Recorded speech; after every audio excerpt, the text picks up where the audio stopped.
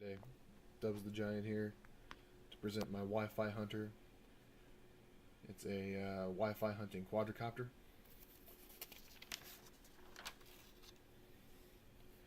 And so here's the system diagram.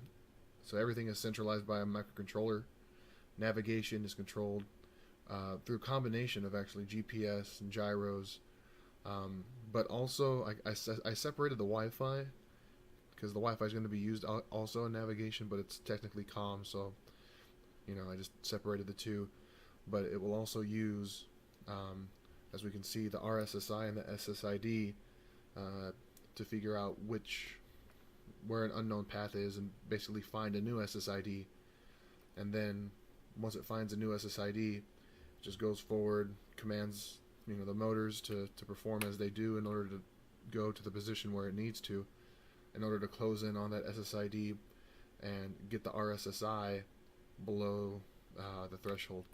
Once it does that, then it will store the GPS coordinates of that SSID network ID in NVM. And so here's a flow of the system functionality. So basically starts with whether or not the SSID is known. There's kind of like an if statement here, and it initializes this guy to 1 at first, which will cause the quadricopter to rotate. Once it reaches the end of this loop, it sets this guy to 2, comes back around if the SSID that it sees is still known, and then it'll go through this loop, which causes it to fly forward. And so please forgive my poor programming, pseudo programming. It'll be a more formal. This is just kind of the idea phase right now to kind of separate the turning aspect from the fly forward aspect. But basically, once an unknown SSID comes into play, it will then check to see if its RSSI is less than threshold. If it is, great. We're gonna record that SSID GPS coordinates in NVM.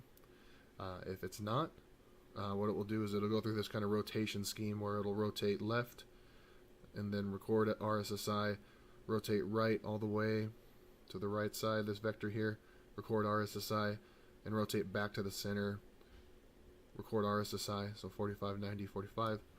And it will compare the 3 RSSIs to see which one's greater, and then basically it will choose the greater RSSI, so on one of these directions, and choose to fly forward for a certain amount of time that I haven't decided yet.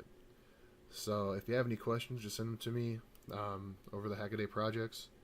And thank you for watching. Hope to see all of you in October.